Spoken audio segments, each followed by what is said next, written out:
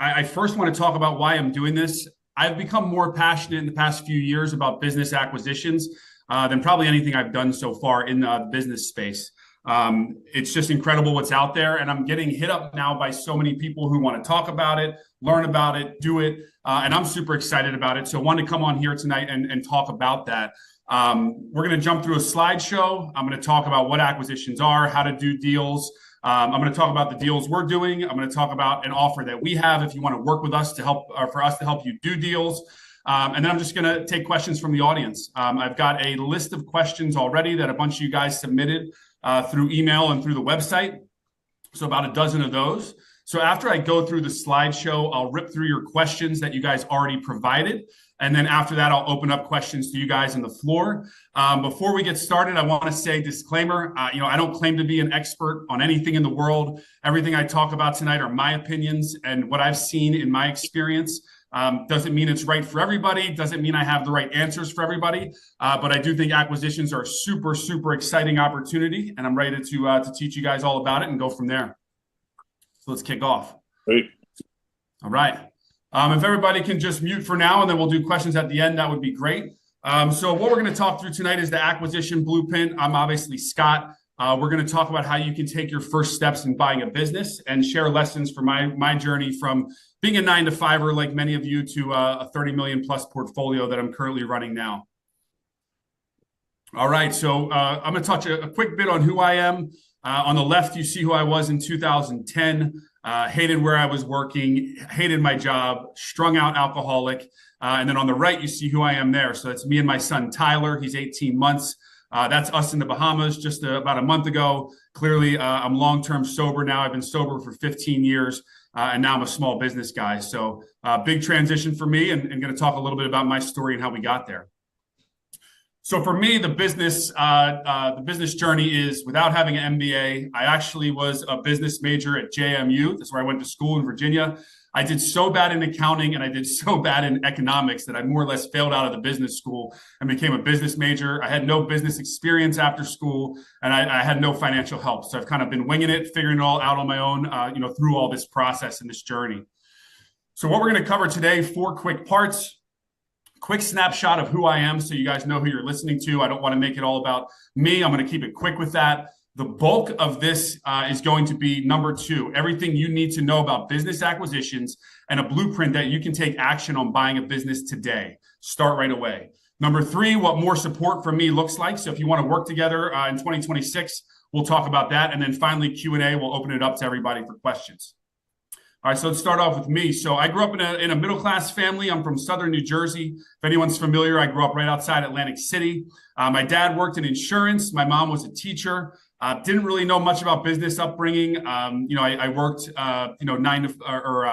in small business my whole life, but not a trust fund baby, no special, guidance, kind of just winging it on my own these past 13 years. And I was an English major at James Madison. I already mentioned my stellar career in the business school, where I failed out of the business school more or less, but somehow I still ended up in the business world. So let's talk about corporate life. So after school, I end up in Arlington, Virginia, like so many people from Virginia schools. I moved to the DC area, had a couple $1,000 I had saved from waiting tables. I started working in 9-to-5ing. I knew right away I hated it. I was selling insurance. It was terrible. Right away, I knew that I wanted to, be a bar owner. And you see a picture of me. That's a nightclub, if anybody remembers from back in the day in Washington, D.C., called Eden, where I was a bartender there for a while. So becoming an entrepreneur. So how did I get there? When I was 24, I realized I hate my fucking job. I had a 9-to-5. I was selling personal insurance. I was wearing a suit into work every day, which these days sounds preposterous. I was only 2006, but I was wearing a suit in every day. And I knew right away, I hate this. I want to be a business owner. And back then I really was very passionate about restaurants and bars. I still am. I want to be a restaurant owner. But back in those days, almost 20 years ago, people didn't talk as much about entrepreneurship. It wasn't as buzzy. We didn't know as much about it. So I just tried to save the money. So for 6 years, I essentially worked 2 to 3 jobs. I saved 120 grand. I used that money to buy 50% of my first bar and restaurant in 2012. That was called A-Town. The bar was targeted to do 4 million if we did well, and we did 6.2 million our first year. So going from there and how I got into acquisitions, I've had a lot of failures. I want to be transparent about that. I don't want to be on here as some business guru that always crushes it. I've had a lot of failures. I've had a lot of big wins too. So a lot of you guys know me more from my wins than the failures, of course, but I want to be transparent about that. But the failures in the past 3 or 4 years pushed me to shift my mindset. And they pushed me specifically from starting businesses to buying businesses. The 4 reasons. Number 1, when you buy a business, it has a much lower failure rate. Number 2, it's already got existing cash flow. The business is rolling. It's already making money, right? Number 3, it's easier to finance. So you want to get investors. You want to get a bank to put in. Much easier with an acquisition. And number 4, way, way less risk. You guys can look up the data, on your own. We'll talk more about data points, but way less businesses that are bought fail than businesses that are started. All right, so my current portfolio in small business, what do I currently own? So we have a dog daycare boarding company. It has 10 corporate locations around the DC metro area. It has 3 franchise locations around the country, and there's about 10 to 12 more franchise locations coming around the country. We have a high-end cat hotel that's in Virginia that only has 1 location. We started that 2 years ago. Super beautiful space for cats. It's crushing it. Sort of a unique idea, but doing really well. Our barbershop brand has 4 locations, soon to be 5, getting ready to open our 5th location. Restaurants, I currently am an owner of 6. I'll probably be 7 to 8 within the next 3 or 4 months. I'm trying to close 2 acquisitions right now in the food and beverage space. I own a facilities maintenance company. That was a great acquisition for us. I own a residential commercial painting company, fantastic acquisition. So put them all together, about 9 companies, give or take, 25 brick and mortar locations. We'll do probably a little over 30 million this year, probably more closer to probably 37, 38 or more next year. So in other words, you're talking to a normal guy here. I'm not a business guru. I'm not some hotshot, a normal guy with an English degree, no prior business experience. Hated my 9 to 5, worked like crazy to start 40 businesses. A lot of them won. A lot of them didn't win and failed. But through the journey, I stumbled across the way the richest people in the world make their money. And that really changed my life, learning about acquisitions. And I'm excited to try to change other lives as well. So next, let's get into it and why everybody's here. Everything you need to know about business acquisitions. Maybe this isn't everything, but this is the part of the slide today or the presentation today where I'm going to give as much free game as I can. So what do the wealthiest people in the world do? Put it straightforward. They buy businesses. So you look at the biggest teams in the world, Blackstone, 1,000 acquisitions, Google, 200 acquisitions, Amazon, 110 acquisitions. Acquisitions aren't talked about as much. People don't think they're as cool as starting businesses and then blowing up, but the biggest groups in the world, they all do this. So what's the common pattern? If you look at the 100 richest people on earth and the largest, most dominant businesses, you'll see the same pattern. None of them built their wealth or empires without acquisitions. Everybody bought businesses, even successful companies, successful people. Once they got going, they started acquiring businesses along the way. It'll always show up somewhere in the story. All right. So what are acquisitions? I keep using that word. Break it down. Buying a real business that already works instead of building one from scratch. That's all it is. Key aspects. So these are why acquisitions are great. You have cash flow from day one. You're already making money. When you start a business, I can tell you from experience, sometimes they start gangbusters. Other times they start crickets. And you're like, oh my God, how are we going to get the customers in the door? How are we going to show people that they need this service? When you buy a business, day one, you're cash flowing. Next thing, proven customers. You've already got people that are used to coming to your business or patronizing your business, spending their money. Number 3, proven systems. Now that can be something that after you buy the business, you need to work on, but proven systems in place, it's operating. Profitable operations, the wheels are turning, everything's in motion. You're getting into a machine that's already moving. And then lastly, a known brand. So this really breaks the myth that you have to start a business. I think that when we all think about our business journey, the great majority of people either work for someone else. That's going to be the big majority of people always. I don't know the numbers, but the great majority of people work for someone else, right? Then you have a number of people who think, well, I want to start a business. I've got my big idea. I know what I want to do. Then there's a very small percentage of the population that are thinking about buying businesses.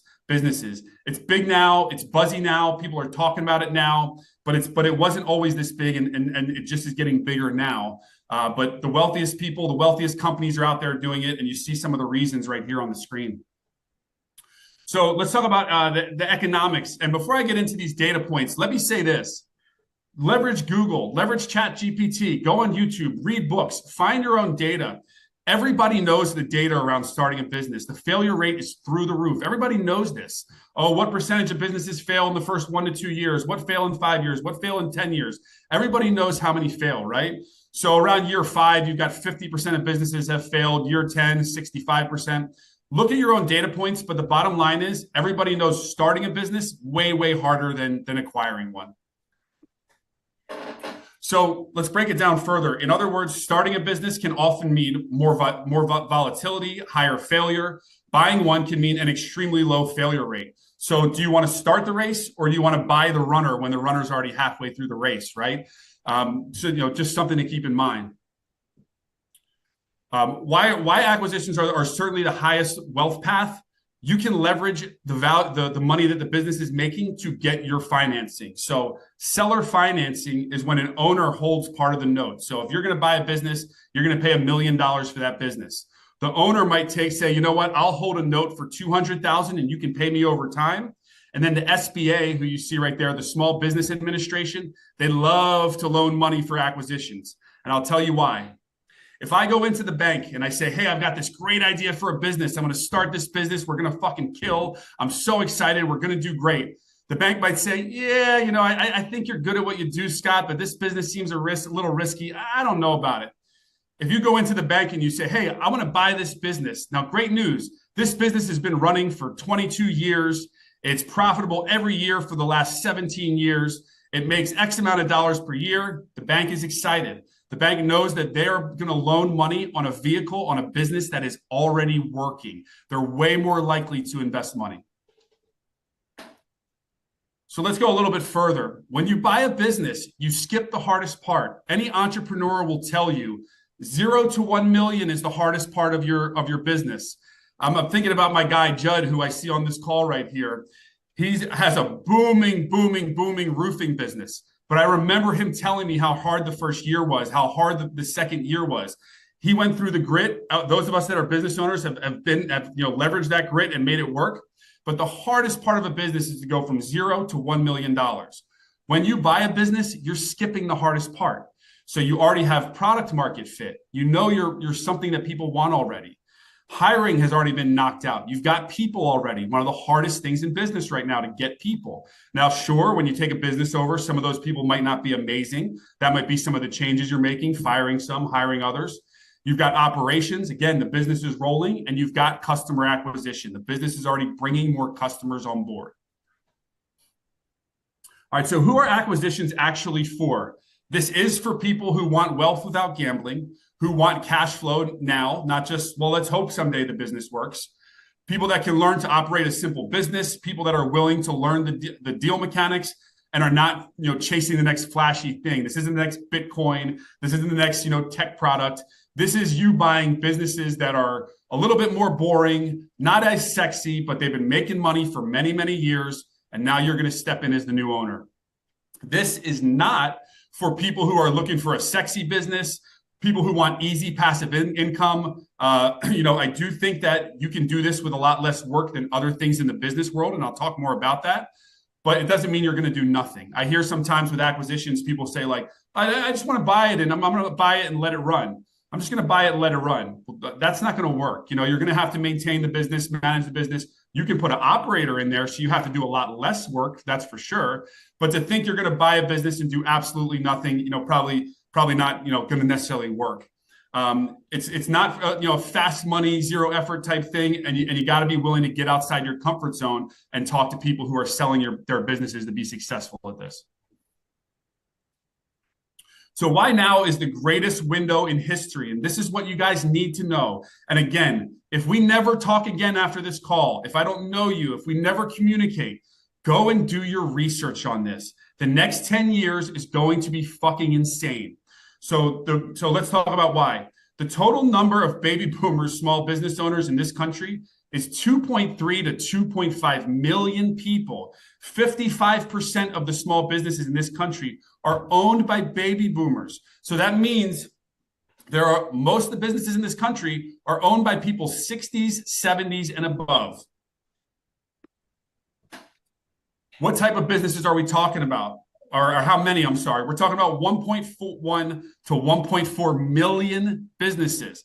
So I'm going to go over the questions that I got from everybody in the email. But one person asked me, for example, well, if you talk to people about buying businesses, aren't they going to become your competitors out there once they learn to buy businesses? Guys, there's not one or two businesses for sale. There's millions of businesses for sale. 45 to 55% of baby boomers have no succession plan. So just imagine there's 1.1 to 1.4 million businesses out there, and 45 to 55% of those people have no idea what they're going to do with their business when they retire or when they move on or when they die. They have no idea what's going to happen to that company. Let's talk about the timeline for sell-offs. The peak retirement window, the retirement window for these baby boomers is 2024 to 2034. So you are in year 2. You're in the second inning, if you want to look at it, of the game. Prime time to acquire businesses. That means 100,000 to 150,000 sellable small businesses will hit the market every year. They're all around you. I've been telling people this, and you can trust me on this. Draw a 10-minute or 20-minute radius around your house where you live. As long as you don't live, out in the middle of nowhere, but you live in a fairly dense area.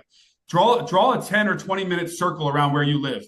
Within that 10 or 20-minute circle, I promise you, there are fantastic, viable businesses where the owners are ready to sell. Just got to figure out where they are. There's hundreds of thousands every year that are coming online. So why now continuing on is the greatest window in history. So continuing on with this, there are 11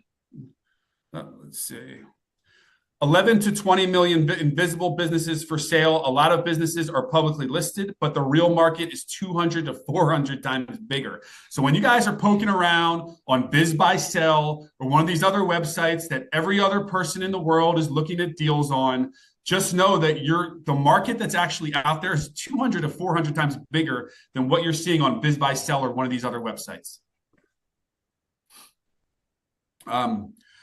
Sellers want to buy from sellers want to sell to regular people. They don't want to sell to a private equity firm. They don't want to use a broker and sell it through a broker. And why is that? First things first is people don't love private equity. They don't want to sell to a giant conglomerate that's going to just destroy their business. They want to sell it to a person. They want a personal touch. That's what people are thinking about when they sell their business. So what are the reasons with that? Faster closing, less paperwork, legacy protection, trust, and then the seller financing gives you more money. Takeaway from this, and I think a lot of you guys know this, it's probably why you're on this call. You've heard about the baby boomers. You've heard about the silver tsunami. The silver tsunami refers to the gray hair, the silver hair of these baby boomers and this wave of businesses that are coming from them. So there are millions of baby boomers who own small businesses. At least 1 million plus of those businesses have no successor. They got to be sold. They got to be shut down. A lot of data that I've seen out there, again, look this up on your own, says that 1 in 15 of these businesses will even sell. The other 14 or 15 will just be shut down because right now in this moment, and this may change in the years to come, but in this moment, there are a lot more there are a lot more sellers than there are buyers. There's not enough people that want to buy businesses, and there are tons and tons and tons of people who want to sell their business.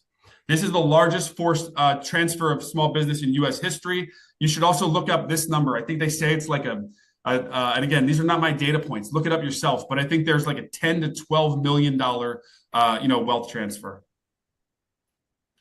So how do you do it? Okay, great. I get it, Scott, right? I think there's opportunity out there to buy businesses. That's why I'm on the fucking call. All right, I get it.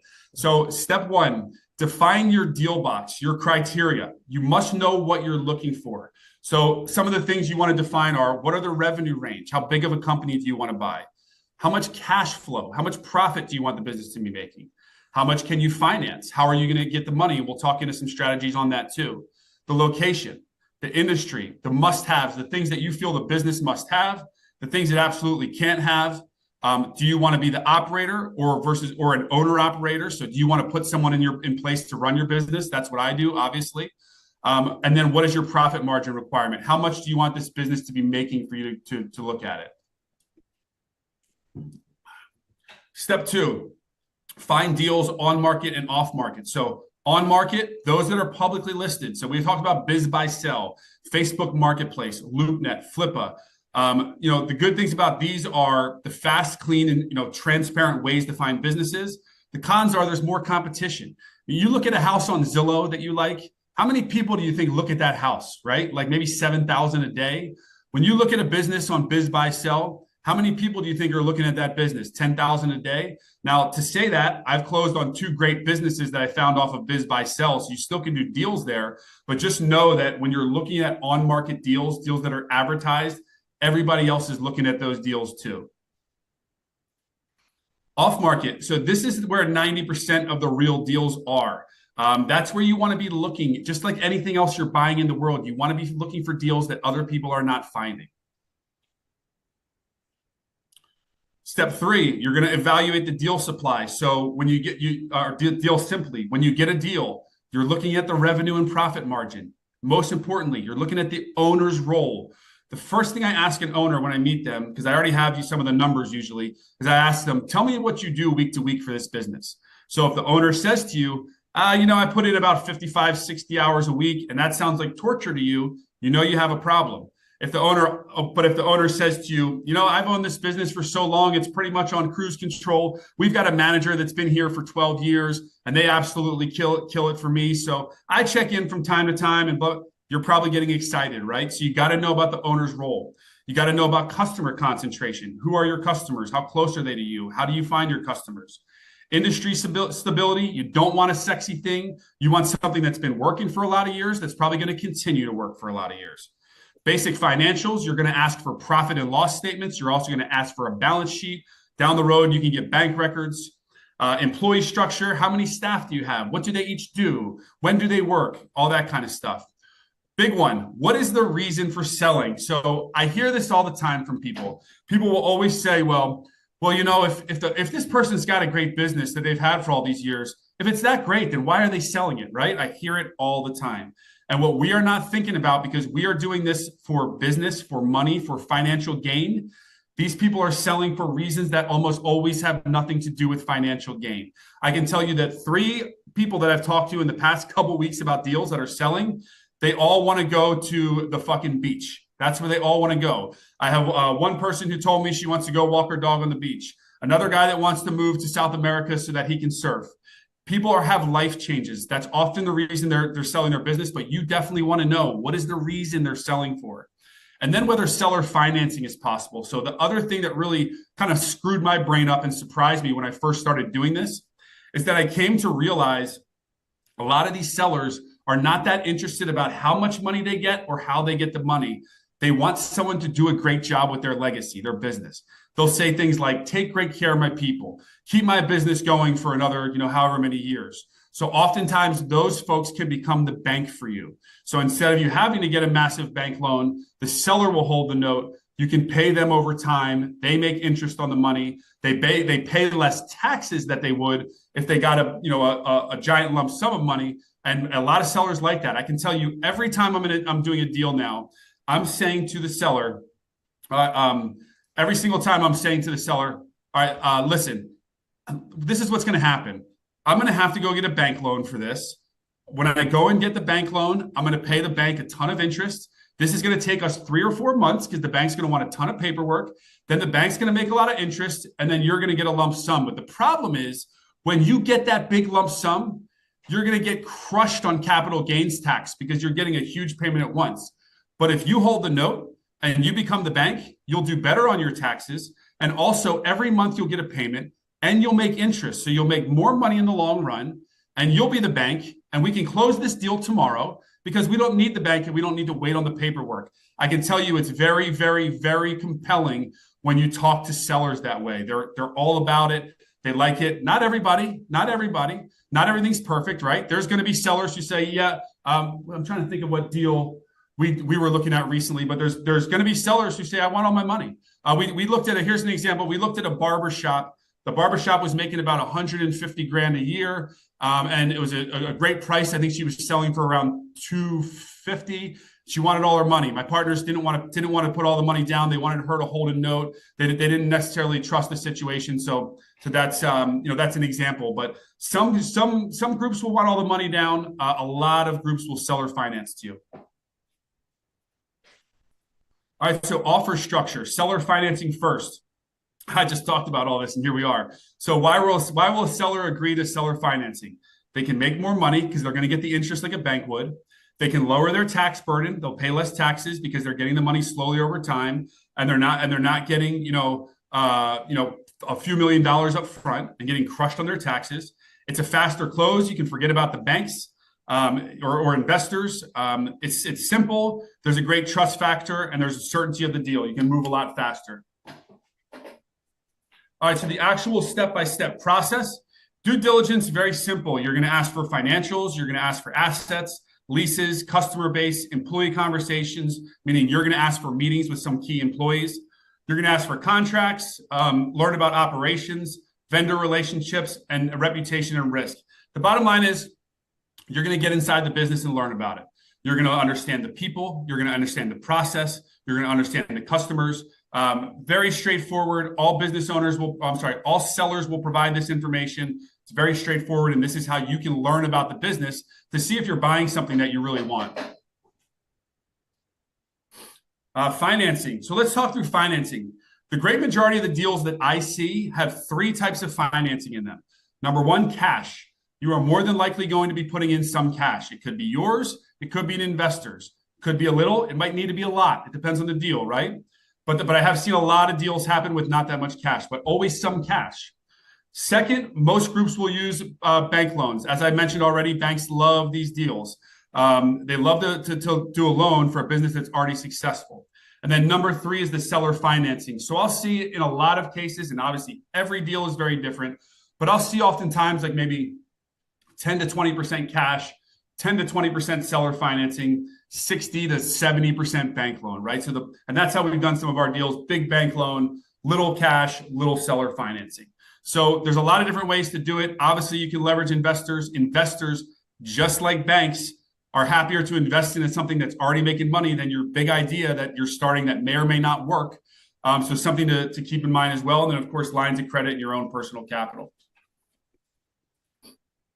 All right, step 7, closing the transition. You're going to sign a purchase agreement. Very straightforward, very easy. You're going to get a lawyer for that. It's probably going to be 8 to 10 pages, depending. Could be longer. Could be a legal disaster. Some of these lawyers will do. But you're going to sign a purchase agreement. You're going to get a training period. The owner's going to say, "I'll train you for 2 weeks, or I'll train you for 6 months, or 3 months." Whatever you guys agree on. However much time you think you need to be trained by the owner. You're going to secure the team. Who do you need to do this? You're going to need probably an accountant eventually to look at the numbers, because they're going to give you a profit and loss statement. You're going to say, "How do I know these numbers are real?" Then they're going to give you bank statements. You're going to take the profit and loss statement. You're going to give it to an accountant. You're going to pay an accountant maybe $2,000 or $3,000. And that accountant's going to come back to you and say their profit and loss statements are legit. They made exactly how much money each month last year they said they made. Or the accountant's going to say, a couple things are off here, a couple things are this, a couple things are that. But you're going to need an accountant. You're going to need an attorney. You'll eventually need a website person to run the website. And a number of other professionals. We'll talk a little further down. You're going to transfer the accounts over. You're going to implement some simple improvements. You're going to stabilize cash flow. And in the long run, you're going to look to grow. But you're not going to do too much too fast. A lot of people think they're going to get into a business, change everything, break it all apart. You're going to get in, and first you're going to learn about it. And then slowly over time, you're going to make subtle changes to fix the business and make it better for you. All right, so the things that you must do to be successful in this. I'm going to tell you this right now, and whether we talk further in the future or we never know each other again, you're going to have to focus on finding the good businesses to buy. Nothing else is going to determine your success more. Your efforts to find businesses to buy is the number one thing in this. Once you get a deal that you like and you start negotiating, you can figure the rest out. You're going to leverage bankers. You're going to leverage lawyers. You're going to leverage accountants. You can figure everything out, but you have to be willing to put in the work to find great deals. What do I mean by work? My recommendation for anybody doing this that really wants to win at it is probably something like 12 to 15 hours a week. So it's not like, I know some people are going on Biz Buy Sell for 45 minutes on Saturday morning, and then next Saturday, 45 minutes, and they think this is going to turn into deals somehow. It's not that. You got to spend a couple hours a night.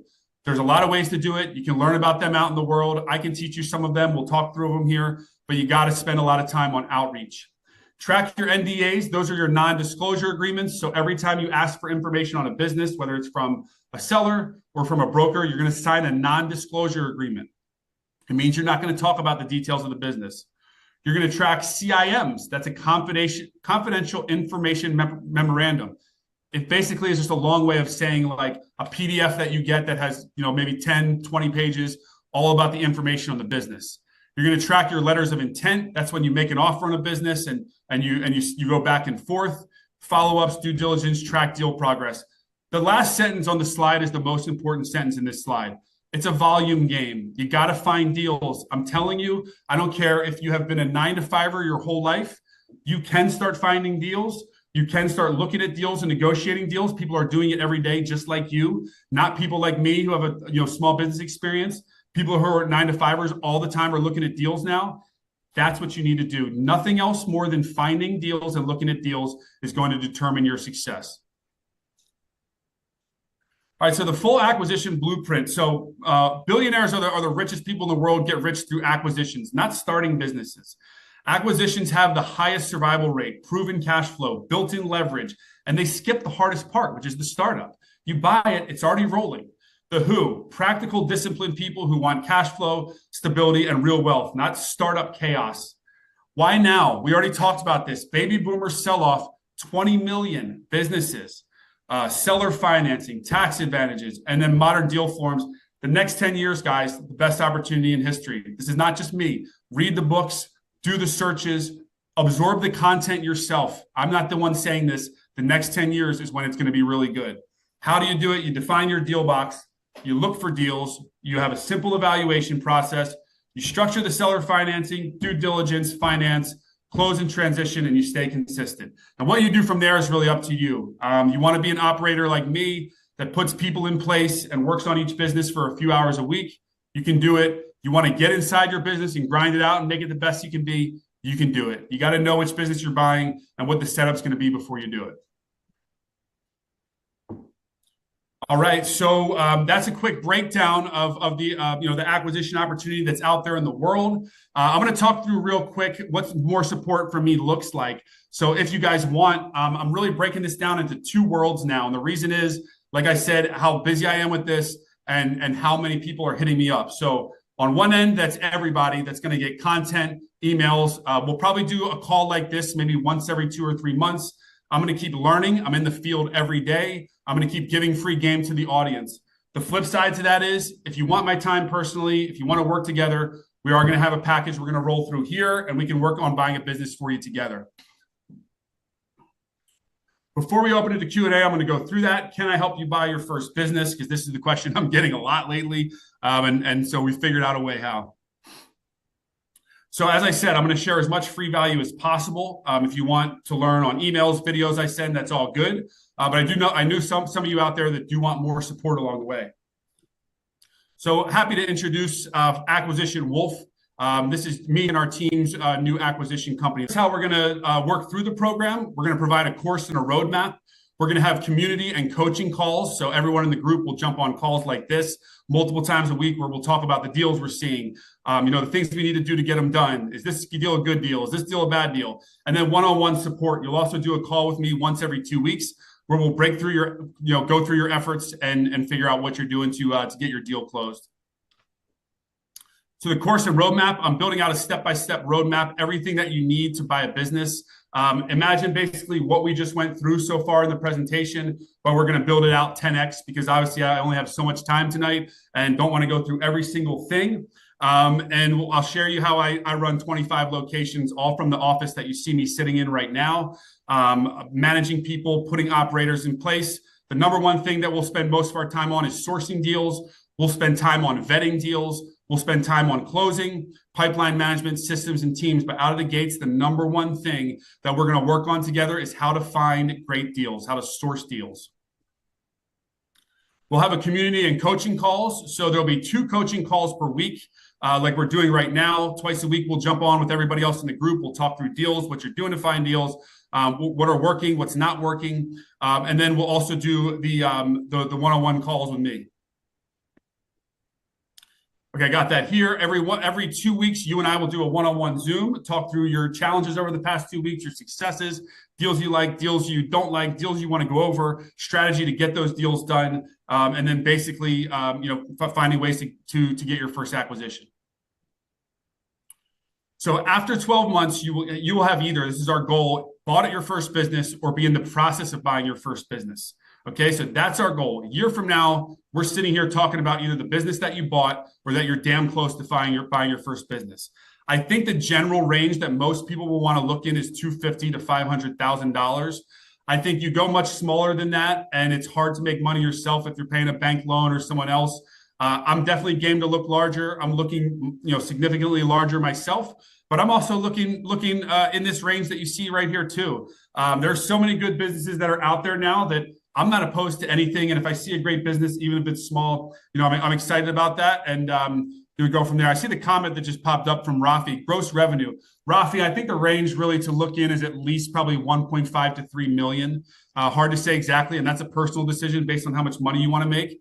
But that's what I would think through so far. All right, so how are we going to do this together? Month 0 to 3, learn the game and getting deals in the pipeline, evaluating the best deals, and then evaluating the best. Sorry, guys, I appreciate all the love in the chat. The chat just keeps popping up. I got to turn my notifications over. That's why I'm stumbling. There's so many questions coming in. So might be a long night for those of you that want to stick around. I'm happy to go through all these questions. And then evaluating the best options, and then offers and closing. How much money do I need to buy a business? There's no right or wrong answer. It depends on the deal that you can get done, how much trust you can build with the seller. It's a lot that goes into that. What matters more is finding the right deal. That's the key part to this. Finding the right business and then getting the deal done. Once you're in the right business and you've got a great business under your control, it's, there's going to be work. There's going to be problems. I don't want to sell you some magical dream, but it's going to be a lot better than startup and stuff. So whether SBA financing, okay, when are the calls? Sorry, get a little twisted up here. When are the calls? Mondays and Wednesdays, just like now, 8 p.m. on Mondays and Wednesdays will be the group calls. And then I'll book a one-on-one call with each of you guys every 2 weeks at a time that works both for best of us. I'm pretty flexible. I'm working weekends right now for sure. I got an 18-month-old boy that is my world that you guys saw, but when I'm not with him, I'm grinding. It's what I do, and that's weekends, nights. This is not a rarity for me to be at the office, at 8 p.m., 9 p.m. It's more of a everyday type thing, but we'll be doing our group calls Mondays and Wednesdays at 8, and then one-on-one calls whenever it works. So recap of the offer, it's $9,500. Jack is going to put 2 links in there. If you want to get rolling tonight, you can sign and lock in and get a $500 discount. All me and Jack care about is time, and that's what is the most valuable thing for us. So if you want to save us some time and lock in, go ahead and buy it, and you'll save $500 tonight. We also have financing offers. If you want to talk more about the program and think about it later, the other link that Jack is putting in there is to book a call with him, and Jack will call you, this week sometime, and you guys can talk about the offer and answer any questions you have. But again, the outcome is that 12 months from now, you will have either bought your first business or be in the process of buying it. Again, the support, we'll do 2 group calls per week, and got it, Jack. Okay, so both links are through that link. So just click the link if you want to, guys. You'll figure it out from there. Access to I'll review all your deals. You'll also have access to my network. So when you need lawyers, accountants, bankers, online marketers, digital ads, whatever, I'm happy to introduce you guys to my people. Anyone that jumps to the program. A lot of people I've been working with the same for 9 or 10 years, and we have some great professionals that can help you close your deal. I obviously will work with you on the strategy part. They'll work with you on the legal and the accounting part. All right, so finally, Q&A. Let's get this party started. I'm super excited for this. Final reminder, you can either book a call with Jack in the link sent or DM Jack on Zoom to get the $500 off and book now. We're going to get in some Q&A, and I'm going to start with the list of questions you guys submitted. So I am getting exhausted here, but this has been quite fun, and I feel like I've been talking for 5 hours, even though it's only been 44 minutes. But I'm going to start firing through some questions. So to do that, I'm going to start with the website questions that you guys sent in. I'm going to be quick with these, and then I'm going to go over to the chat and rip through all the questions in the chat. So first, do you have experience scaling a B2B SaaS company? Someone emailed in. I definitely do not. Sorry about that. I did sell software for a while, but I do not know anything about B2B SaaS. I'm probably not the guy you want. Number two, financing and acquisition steps. That's all someone said. So I think we talked a lot about that. There's a lot of ways to get money for this. Investors, personal capital, banks. There's a lot of ways to finance these deals, and then working through the seller as well. And it says acquisition steps here. I think we talked about that too. Put something in the chat if you want, if I'm not getting the question here, but I'm happy to talk more about it. Deal structure, we talked about how to find businesses for sale. We talked about ways to buy them, loans, all that kind of stuff. We talked about what you really need to research. Again, whether we work together and we look for you to buy a business together, or you do this on your own.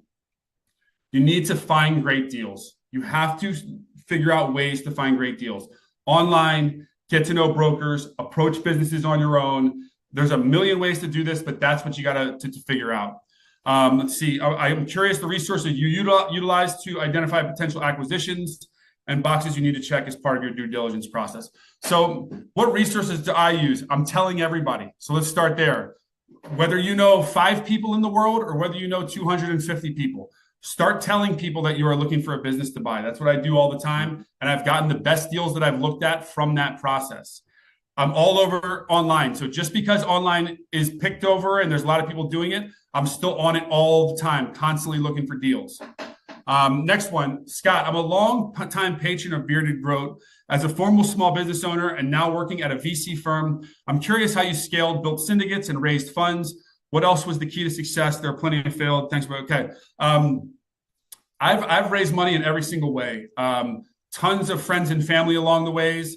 That's been amazing because I've had some great opportunities and great outcomes for my friends and family. It's also been disappointing at times because sometimes I've taken investors on that were friends and family and businesses didn't work. But I've definitely done a lot of that. I've done a ton of bank loans. Luckily, all of our businesses that we had bank loans on have been big successes. I've reinvested my own capital time and time again. I saw somebody in the chat posted the comment, I know it's good to be king. I'm not a king. I'm not even a cash-rich person. I constantly invest in my companies. I care about my companies more than I care about my own capital. So I'm always reinvesting in those. So just to mention that as well. Developing partnerships, whether financial or operational. So this is obviously a huge one. I do have partners in pretty much all of my businesses, and I think partnerships can be fantastic.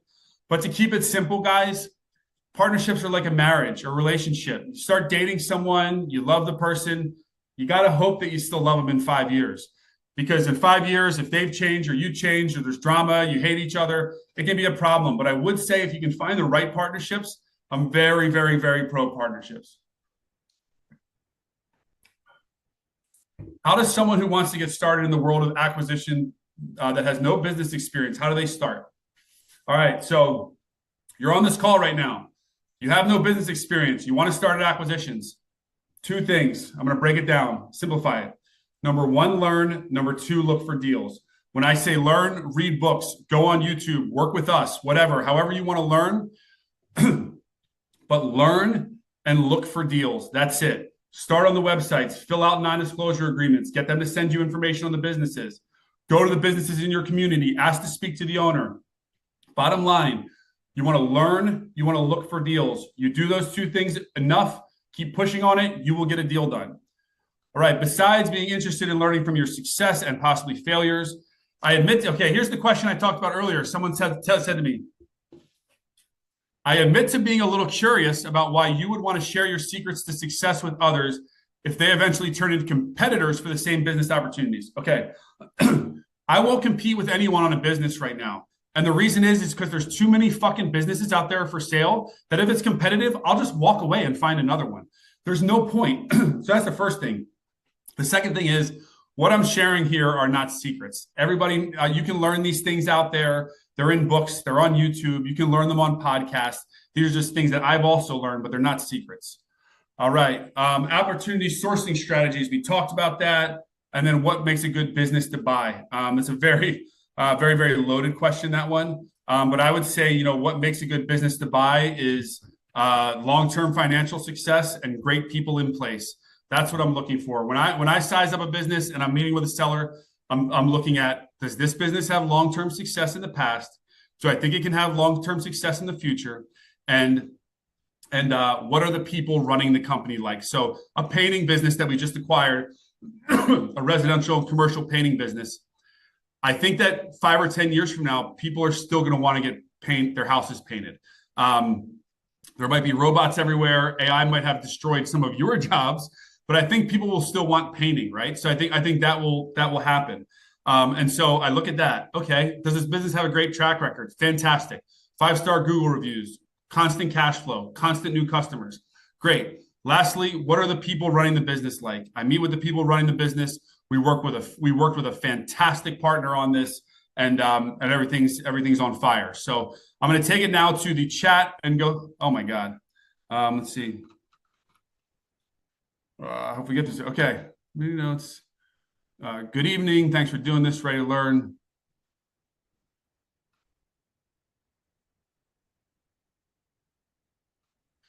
Yeah, so there you go. Brett, thanks for the question. I know it's good to be king. I'm not king. Like I said, I'm in the trenches just like you guys. I have some businesses absolutely crushing it. I have other businesses doing okay. I have other businesses doing not well at all, transparently. Anyone with a huge business portfolio that tells you they're crushing it across the board in 20 or 30 different businesses is lying to you. It's a tough game. So I'm not the king. I'm just like you. I'm in the trenches fighting every day to get better and get stronger. So would you recommend a mentor? Yes.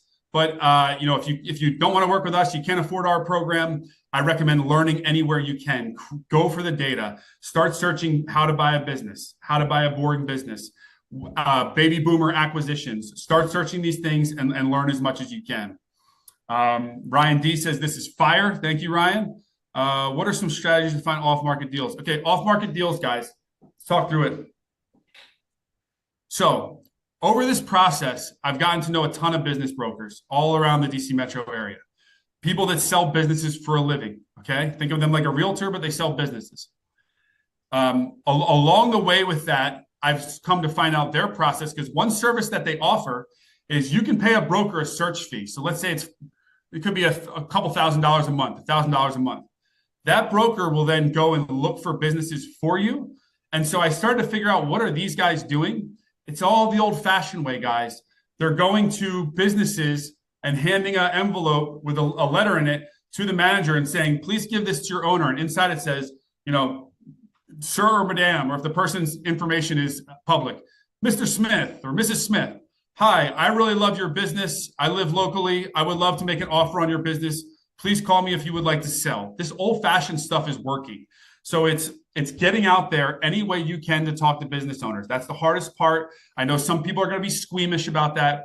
That's the hardest part. I'm talking about literally calling, emailing, going in person, trying to meet business owners. Number 2, you can get with brokers. I've worked with a lot of brokers now. Take a broker out to lunch. Take a broker out for coffee. Call the broker. Tell them about yourself. Tell them what kind of business you're looking for. Impress the broker and try to build a relationship there. Now, a lot of those are going to be on market, but brokers do have access to a lot of off market deals too. You got to start working your community. There are so many people that are selling businesses now that if you tell 100 people that you're looking for a business to buy, I know it sounds crazy, but eventually someone's going to come back to you with a great business. I've told so many people now, I'm getting hit up a couple times a week. And those deals that I've looked at are some of the best deals I've seen. We looked at a locksmith recently that was doing $7.2 million in revenue and $1.5 million in profit. The locksmith had been in business for, I want to say, 36 years. The office is less than 1 mile from my house where I live. And the owner sits in his office and trades stocks all day while his team runs the business. He doesn't do anything. He was also going to seller finance 90% of the deal. This was the best deal that we had probably seen in a very long time. But he had a general manager who had been with him for 16 years who decided to put his house up and get a massive loan and buy the deal. And we wish him the best. I would make the same decision as a business owner, and you can't be mad at that, right? But I say all that to say that business only came to me because a friend knew I wanted to buy businesses. And he sent me a text and said, hey, I know this guy who's selling his business. Do you want to meet him? I said, hell yeah, I want to meet him. I didn't even know what it was. I went there. I was chomping at the bit to buy this business. It didn't work out, but that's another strategy. There are a number of other ways to source off market deals. I would YouTube that one. I would chat GPT that one. But the best way is always going to be you personally reaching out to business owners. It's how you're going to find the best deals. And like anything else in the world, it's the hardest way to do it, and it's the best way to have big success. Seller financing for the win. Agree, Brett? Absolutely. You're going to need a web and AI guru. Sheik says there's a sales plug. Dustin, any unique risks, advantages with the franchise path versus acquiring an existing? That's a very loaded question. I own a franchise company. I've owned another franchise company in the past. I've also franchised businesses before. What people don't like about franchises is you're under someone else's control. What's also great about franchises is they don't really fail that much. The failure rate is so low. These are proven brands, right? So it depends on if you want to be part of a system, a franchise, where you're definitely going to report to someone at the end of the day. You have rules to follow, or if you want to own your own business and acquire something. I'm way more into acquisitions, but what I always tell people about franchising is fucking amazing if you're in with the right brand. An example that we all know, Chick-fil-A, right? Yeah, if you own a Chick-fil-A franchise, congratulations, you're fucking crushing it. But if you own some shitty franchise, like I think a lot about those yogurt franchises that were huge 10 or 15 years ago, and there was yogurt everywhere, and now they're gone, then you're fucked up if you have a shitty, bad franchise. So franchise, you got to make sure that you have the right one. I see a lot of people laughing, so we got into the comedy portion here is good. Ruffy, the question you asked, Ruffy, is gross revenue. That's up to you.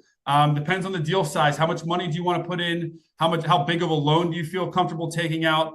I don't think there's just a way to say just a gross revenue target. Brett, here's the question. Mentor question. We'll be focused on the DMB for business. So Nick, if you're asking if I'm going to be focused on the DMB for business, the answer is yes. The answer is I'm also looking everywhere. We have a great deal in Charleston, South Carolina right now we're trying to close. I will tell you what is very interesting about this space of acquisitions is I'm seeing more and more people buy businesses outside of their community, far away, and be successful. And I don't think you could do that as a startup, right?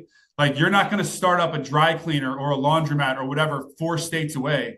But if you can buy a laundromat and all you need is a guy to go and check the machines every once in a while, you might want to do it, right? William says, say you find a good business in 3 months and pull the trigger. How does that change the program? William, I'll rock with you, man. If you buy a business in the first 1 or 2 or 3 months, I'll be so fucking happy. I'll stay in touch with you for the next 9 months and give you advice and help you grow your business and figure it out. No doubt. If that's what you're asking. So you're welcome to stay in the program. And I hope you find your business and close in 3 months and pull the trigger. And then I'm happy to get inside that business with you and try to figure out how to make it better. 100%. Right there next is the links. So as a reminder, the links are in there. If you guys want to learn about the program, you want to sign up. Will you get a copy for the recording of this? Yes, that will be sent out. There's Brett's question again. What are some low-key red flags that would make you back out of a deal? So some low-key red flags that would make me back out of a deal. The first one I talked about, which was if I give the profit and loss statements and I give the bank statements to an accountant and there's a bunch of stuff fucked up and he can't figure out where the money's coming from, whatever, obviously we're out of there. If the business owner is not a decent person, I'm out of there. I don't care what the business is because I know they've probably poisoned the staff. I know the staff is not happy. I'm out of there. Other red flags, just the industry. Excuse me.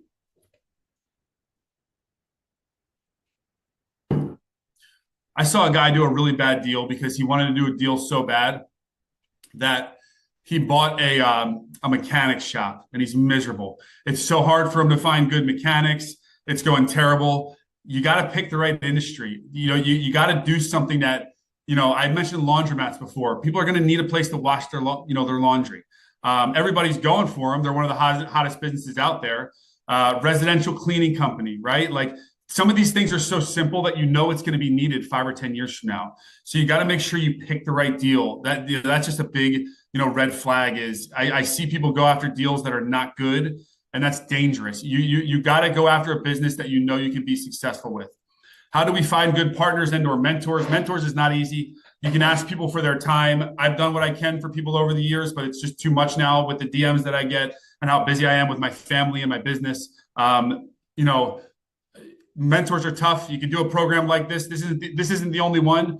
There are others out there. If you don't like me and the way I talk or the way I look or something, find another program that's better for you and right for you. But mentors can be tricky. If I was you and I did this when I was fucking broke in my young 20s, and I was trying to be a business owner so bad, and I was 22, 23 years old, and all I wanted was to be a business owner, I would just approach business owners and ask them questions like, "Oh, you're the owner of this bar, or you own this business. Like, what's it like? You mind if I ask you some questions?" So just get out there.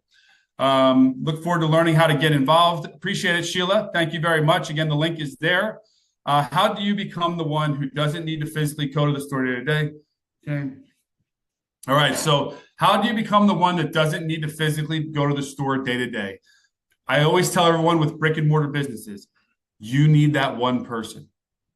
I don't care if it's a massive brick and mortar business, a small one, you need the fantastic general manager. If you have 10 fantastic general managers, you can have 10 businesses. If you have one, you can have one business. So across all my stores, which is like 25, 26 stores, I have a great manager in place there, and I know who they are, and I have a relationship with that person. Because when I had one business, we had 40 staff. I knew everybody. I knew about their families, where they lived, all that kind of stuff.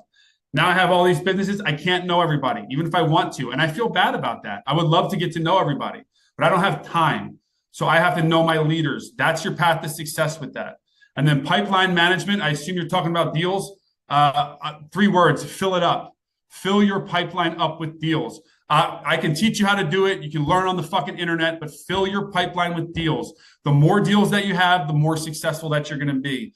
You're not going to get to the point where your pipeline is so big that you can't even figure it out. That would be a great problem to have. In the meantime, just worry about getting deals in the door. Get deals in the door. Then you can worry about managing it. Picking sustainable businesses is key. I agree with Brett. If I want to invest money locally into a business like this, how can I get started? Yeah, that's not as easy. If you want to invest in local businesses, I would just approach owners. People approach me all the time. I appreciate it very much that people believe in me like that. And other owners will appreciate it as well. Ask them. Find the owner. Ask them if they've ever thought about taking investors. And it's a great strategy, Sheila. I don't hate that idea at all. Find someone who's winning and doing well and give them money so they can build and make money on the future. It's a great way to be selective because you can see who's already winning and try to invest in them. It's going to be way more foolproof. I like that idea a lot. Were you concerned not having the industry experience of the business you plan to buy, such as the painting company? No. This is the reason. So the question is, was I concerned not having the industry experience about painting? Let me tell you, I know nothing about painting. I own 5 barbershops. I know nothing about giving haircuts. I have 10 dog daycare locations. I'm not an expert in dogs. I have a beautiful dog, Peso. I love to go hang out with the dogs sometimes, but I can't train dogs. I know about dogs. You need to learn how to manage people. That's what's going to make you successful in small business. You have to manage people. So when we found the painting business, we had a fantastic partner that approached us about working with him. I knew he was a great person. I knew he was going to work like crazy. I knew he was going to do a great job. Just an awesome guy. Like as soon as I met the guy 5 minutes in, I'm like, I want to work with that guy. I knew. And then also this painting business, the model is so great. It's all through subcontractors. So what does that mean? We are a painting business. We don't have any painters. There's no painters in our painting business. So we go to the house, we talk to the person, we sign the deal. Then we pay another smaller company, a subcontracted company. They come in and do the painting. We get the money from the owner, make sure the owner's happy, pay the other company, and we're out the door. So we didn't really need to know how to paint. We didn't need to be experts in the industry. We try to learn a lot, and that's my recommendation.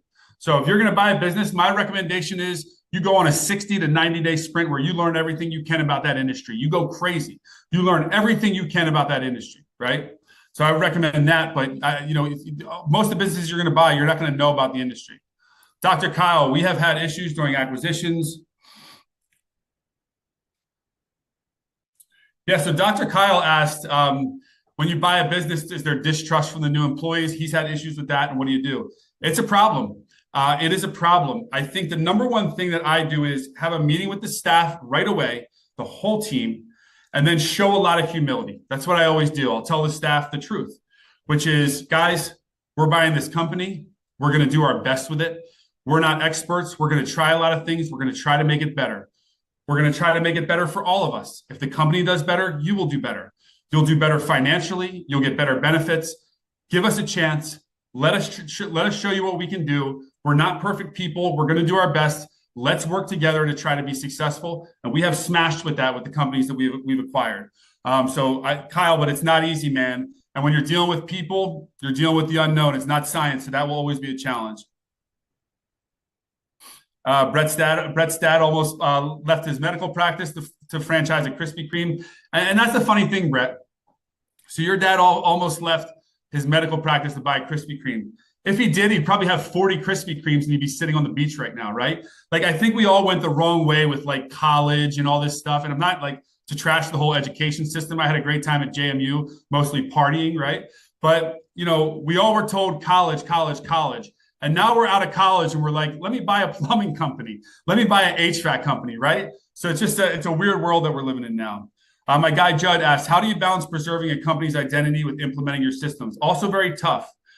This is when you are getting into the real artistry of the deal, where you're trying to balance the company's identity with your new systems. Part of it is what I already mentioned before. It's getting the staff on board. Guys, we're going to make some changes. We got to be in it together. Please trust me. I'm going to do my best. I think that one of the things we've seen more so is some of these company identities need to change. Sometimes there's a lot that needs to change, and that can just help in such a major way. But to your question, it's a tough, winding one to answer because, it's the real artistry of it. It's managing people and building a great relationship with people. Mike, how does a new person find the right investors and their partners in doing deals? Mike, investors, okay? I'm going to tell you what I still do to this day, what I've done back in the day is ask everybody you know. Go to your friends, go to your family, go to your uncle. It's going to feel awkward in the beginning. It's going to be tough in the beginning. Once you get over it, you're going to do great at it. You have to ask people. You have to literally say to someone, listen, I've got a great business plan. I'm looking at investors. Would you ever be interested in having a conversation about that? And you got to go into it expecting that people are going to tell you no. And when you expect that, then you won't be as upset when they tell you no. And then you'll push forward and ask more people, and eventually someone will say yes. I promise in the beginning, I know it was me one day. I get it. Investors were hard for me once. Now it's not because I've done it so many times. It's the same thing like everything else. You have to start asking people if they would be interested in investing in your business. I bought a franchise at one point. I appreciate it, Brett. Thanks for that comment. Super nice, man. Outside of most of us knowing your reputation with DMV, what do you view as the primary selling point for working with you versus some other mentor programs out there? Wow, I'm getting pressed here a little bit. So what do I view as the primary selling point for working with me versus other mentor programs out there? Well, first off, you're coming in early and we're going to be all over your deals 3 weeks from now when you first start. Second, I would say, I don't want to sell you. I think you should look at the other programs out there if that's what you're thinking about, and then put them against mine. And if you got the right feel from me, let's work together. If not, I wish you the best with whoever you're doing this with. This is a serious investment. I think you should do it with someone that you think you're going to have a great relationship with. What I will say is a lot of the programs out there are very saturated. You're joining a giant pack, and I don't think you're ever going to talk to the person that runs the program. I think you're going to see them on group calls. I think you are going to talk to them once in 1 year, and you're never going to talk to the person. With us, me and you are going to talk, and we're going to find a fucking deal. So it's just a different way of looking at it. Naomi, thank you for your response. How do you keep your fantastic managers? Naomi, this might sound crazy to you about how we keep our fantastic managers, but all we do is treat them well. That's it. And I'm not even going to say I'm the best leader of all time. I'm not even the best people manager of all time, but all we do is treat them well. We're approachable. We ask them if they're okay. We ask them if they're happy. We ask them if they need anything from us. We spend time with them. We check in on them, and that's it. And there are so many bad owners and so many managers out there that if you buy a business and you just treat your customers, your staff well, doesn't mean you don't, push them at times. Doesn't mean you don't demand things from them. But if you treat them well, you'll be at the top of the top of the owners. So just know that too.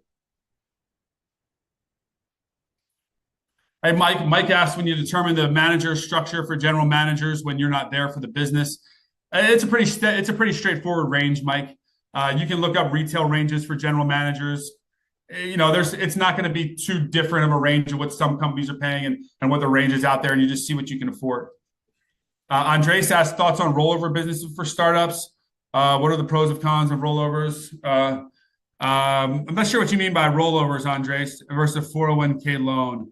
I'm not, and I don't. It might be a finance question that I don't understand. I leverage bankers, but I don't know what that is. Feel free to elaborate below, and I'll try again. Dustin, appreciate you, man. Thanks. Judd, you froze. Yep. Mike, have to drop. Look forward to the recording. Thanks for the insights. Appreciate you, Mike. Scott, what are your biggest value adds as an owner to a new business? I do a lot of the marketing. I do a lot of the hiring. I meet with them. Like I just mentioned, I meet with the leaders all the time. That's something I do constantly. It's probably the number one thing I do. And then I'm trying to think of what else. I work with I work with the accountants, the lawyers, all those guys. A lot of people, man. That's what I do more than anything else. I work with people. On average, how much does it cost to buy the type of business you've talked about tonight? Depends, Mike. I think you could buy some great businesses out there for $400,000 or $500,000 and get yourself in the game. I think you can buy. The thing is, this is what's crazy about this space is banks love these deals. You could not have a ton of money and still get a strong loan and buy a big business. And sometimes big businesses are better to buy than small businesses, and that surprises people. But I'll keep that in mind. Chris, when going to a business broker. You don't need an LLC set up, Chris. You need to just go fill your pipeline. I know I keep saying that. You don't need an LLC. What I would do when you approach a business broker, so this is one of the things we can talk about. What I would do when you approach a business broker is come in confident and know what you're going to say. So how's it going? I'm Chris. I've been this for this many years. I've already been approved by my bank, which that's another thing you guys should do. You should go to your bank and say you're looking to do a loan and see what kind of loan you can get approved for if you buy a business. I'm already approved for an SBA loan for $750,000. I want to close on a transaction in the next 6 months. Please let me know when I can find out more information and we can set a call about this business. So you got to go into the brokers strong. Everybody's signing NDAs. Everybody. Imagine how many NDAs are just coming through on them. 700 people asked about this cleaning business that's for sale and biz by sell. You got to say something to differentiate yourself. Ashik, why do I personally stay out of SaaS? No reason. I just don't know anything about software. No reason for me to stay out of software. I used to sell software for 7 years for other companies. And then good people bring good people. Management can work. Find a new niche is hard. Looking forward to finding the next stop. So that's it, Sheila. So fantastic. So I am exhausted. I'm absolutely cooked. I gotta be honest. It's been a long work day, and my son has been homesick from school. And so I've been there. Reminder, guys, the link is there if you want to work together, if you want to learn more about that. Anything else I can do for you guys? We'll send out some surveys eventually. We'll be doing another one of all these. I do a limb. Sometimes we do look at upcoming areas. Sometimes, yeah. Gomi, what's up, man? You got it. And everybody, it's been a blast, man. Thanks everybody for the opportunity. Again, remember, even if we never talk again, get out there and grind and get a small business for yourself. This can change your life. It can change your family's future. If you want to do it together, the link is there. You can book a call with my team. We will get a business done for you. And this has been a blast. It's time for me to eat some food and pass out. Thanks, everybody.